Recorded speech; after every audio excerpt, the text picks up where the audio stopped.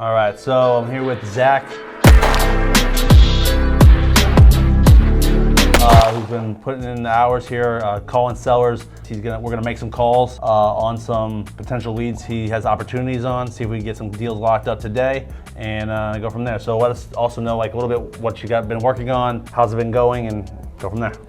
Gotcha. So right now, got 2 potential wholesale deals. Price that they want to sell it for is a price that I could 100% buy it for and then make a very good margin selling it, but I offered them a little less because you told me to never give them what they want because then they feel like it's not good enough and they're just going to back away or it could cause problems. So we have a couple potential wholesale deals here. Offered this guy $80,000. The comp is 160K ARV, and we need about 30K in work. Looks like you told me this would be a property for someone who's holding rentals, not necessarily It could be a flip, but most likely in that neighborhood for that price point, you're gonna sell it to a landlord buyer, and the rent's like $1,400. So if they can get in for 100, probably put like 20 grand or so into it, it makes a good ROI for them, being worth 160 and then getting a rent of $1,400 a month. So it's a good area, it's a good rental area. So that'd be probably your ideal buyer for that one. Yeah, all I gotta do is follow up for this one. I already presented the offer, just gotta see, he had to talk to some family members, see if they liked it, see if we can get a piece of paper signed. And then I have another one, my boy George. George wants to sell for 175, but before I figured out not giving him exactly what he wanted, but also I was working with Anthony on this one, and he said that at 175, you should just lock that up, get it locked up, because there's plenty of spread. I could sell it, I believe he said 205, because he looked on PropStream and saw cash buyers in that area. They bought a property for 205. So if I could sell it for that 175, it's completely fine. 30K spread. Yeah. Bang. So this guy, you were messaging him, you sent him the contract, you went over with the contract? Yes, I did. It actually took 4 days to get him to even talk to me on the phone. Never heard his voice, called his wife so many times she blocked me. Finally got to him, he got on the phone with me, gave me his email, sent out the contract, we went over it on the phone, started very hostile, and then at the end he was very happy, he likes me, and then he ghosted me again for 4 more days. And then I kept calling 4 to 6 times a day, text messages every day. I don't want to do too much on the text. I say, hey, how you doing? Yeah. I'm not really talking about the house. I'm asking, how's the day going? You enjoying your Tuesdays, your weekend fun? Yep. Stuff like, hey, man, haven't talked to you in 4 days. Are you live? How's it going? And he finally texts me back and says he'll be in town tomorrow. So that's a follow-up call for tomorrow, and then this is a follow-up call for today. So this guy, with going over the contract with him, how did that go with going over the contract with him?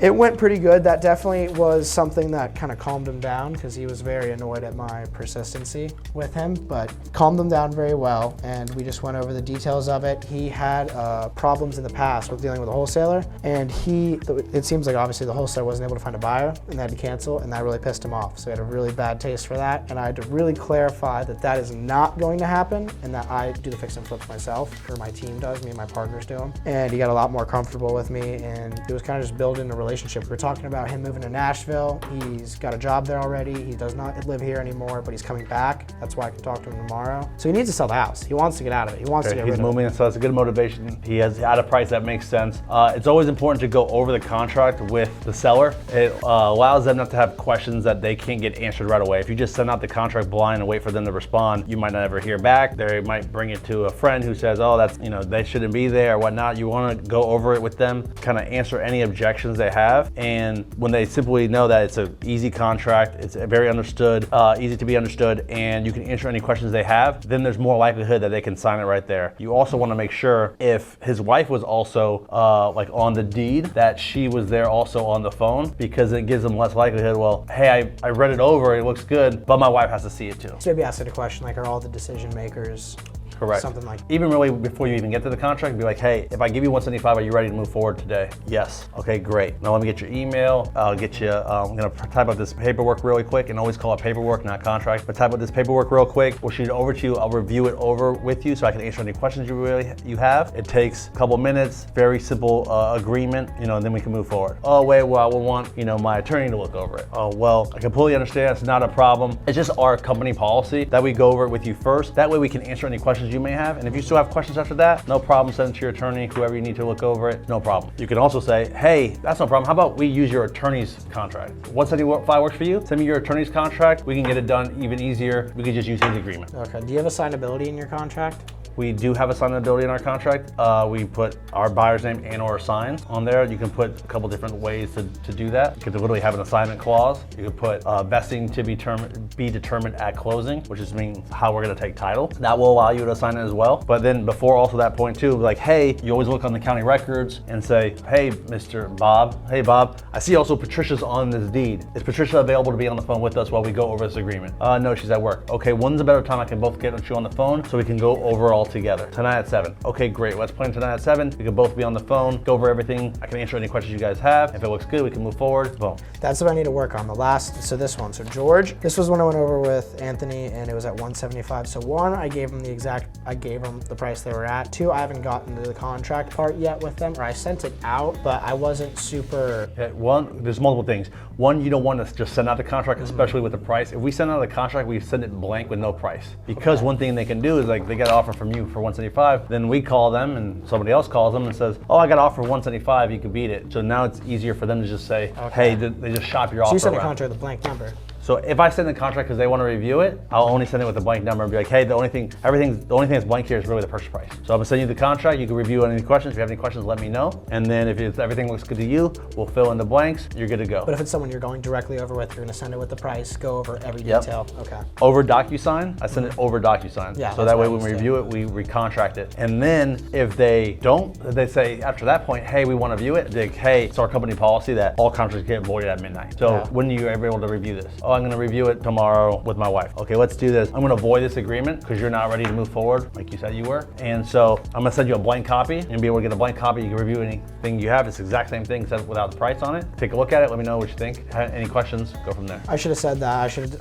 I feel like I could have put more urgency on the contract being voided that night. I didn't use that, and now it's kind of sitting there. Now I'm chasing him to sign. Yes, so and then I could have avoided that. And I'm then gonna make sure I avoid that with. And then you also want to be able to say, like, it's like a scarcity mindset. You want to say like, hey, I can't just have a bunch of contracts out because if you take a week to sign it, and then yesterday I just signed another one. Now I can't fulfill your contract because I did this one. I don't have all the money in the world. I can only buy 2 more houses this month. Do you want yours to be one of them? So I need to answer because like I got a lot of people I'm calling back. I like yours the best. You know, I want to work with you on this deal. How can we get this done today? I was really trying to push the angle of they're the only property I could use 2, and then ask if they want to be a part of that. I was pushing the urgency of like I can only buy 1 more property right now. Are you ready to move on right now? That's one of my text messages that I use. It's one of my default messages. So you want to create urgency, create scarcity of like, hey, I only have so many dollars to spend, and are you going to be the one to ready to move forward? Today? Yeah. We're ready to go. We want to get this done with you. What can we do to get this done? All right. So with Jeffrey, I'm going to make sure that I stay a lot more on top of the contract being voided at midnight. Are all the people present to go over it right now? And if I can get you the 80,000, are you ready to sign tonight? So that's what I need to do if he calls me back tonight. Yes. So and if he says, why? I'm writing that shit down. If he says to you, why is it voided at midnight? What do you say?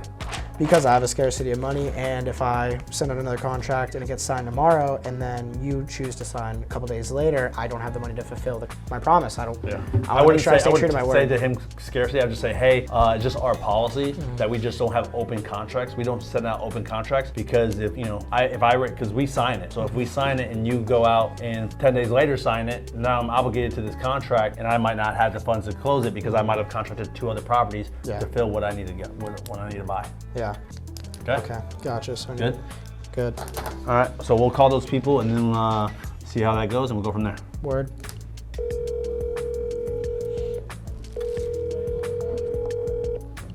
That'd be really anticlimactic. Calling his ass a second time. Do you like that? You like calling twice?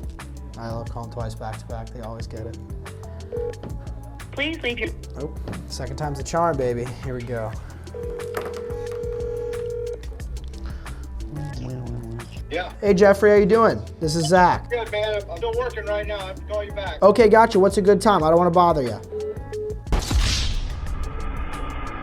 Denied. He said he'll call you back.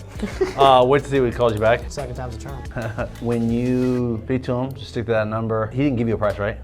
No, but when I said 80, his reaction, I wrote that down that because he really sounded, he was not pissed. He was very much just okay work with to it. stick to that number a while. If he tells you a higher number, be like, hey, this is what we came up with. I really have to take a second look at it with my partner to see, and then just try to get his lowest number, what he will come down to, go from there, and then just be like, hey, I'll give you a call back, and then reach out to me, talk to me, or maybe I'll jump on the phone with you as well, and we can go over there, kind of fine tune him to see where he's at. If he's at 100, maybe we can do something creative. If he's at 85, 90, we can still lock it up because we believe we can sell it for 100. Yeah. So we can just wait till he calls you back and then hit me up. He was like sounding okay with it. You just need to check with his son. Yeah. Do you want me to try to get, or like if he, I would just tell him like, hey, did you get a chance, the next time you follow up with him, like, hey, did you get a chance to talk to your son about that offer? I'm like, oh, what was the offer again? Or whatever he says. 80K, okay, what do you think about it?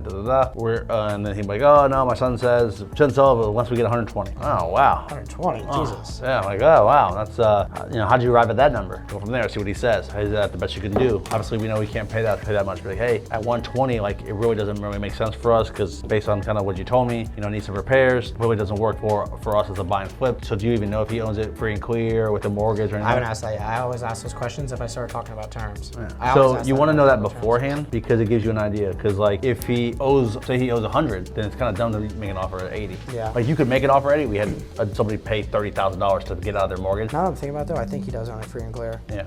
I think he does. Well, as you like building rapport and you're asking him questions about the property and the condition and all that, you can say, hey, let me ask you, do you have a mortgage on the property or do you own it free and clear? If they own it free and clear, they'll always tell you. If they have a mortgage, they might say, well, that mortgage doesn't really matter. I completely understand. I just want to get an idea of like, what you might be looking to walk away with after you pay off the mortgage. I owe 80. Okay. What are you looking to walk away with if you sold it? Oh, I'd like to walk away with 20 grand. Okay, so now you know he wants 100 without telling you that, hey, when you ask him, what do you want? He's like, oh, I don't know. Okay. What do you owe the mortgage? I owe 80. Okay, what are you looking to walk away with after, all said and done? 20 grand. Okay, now he wants 100. Yeah, so that's where you're at. His number's out. And then if it comes to, if we know, hey, we had to sell it at 100 for it to make sense, then you could say, okay, well, what if there was a way I could get you that 20 you're looking for and I just take over your payments? You can do that? Yes, you can. You got to find out what the real reason, what's his why? Why does he want to sell the property? What is he going to do? What's his objective? And then also another good follow-up question is like, how much you looking to walk away with the property? Oh, I want 20 grand. Oh, what are you going to do with that 20 grand, Bob? Oh, we're going to buy a boat. I'm going to pay off my car. I'm going to get my kids' college fund. Find out like the real reason what's behind the money because you might find another situation for them to help get into something else, like another solution to their problem. Yeah, I like that. And if he's like looking for 20K, one, you found out his price, and then two, you automatically put himself into like a creative pitch. He wants 20 immediate cash, so you already kind of have a creative formula in there. And if it's like he owes 40 and he wants 100 grand, then you know like how much equity he has and like that he has some room. If he owes 80 and wants 90 and only wants 10 grand, he doesn't have a lot of flexibility. Wait till he calls you back and we'll just go from there. Word.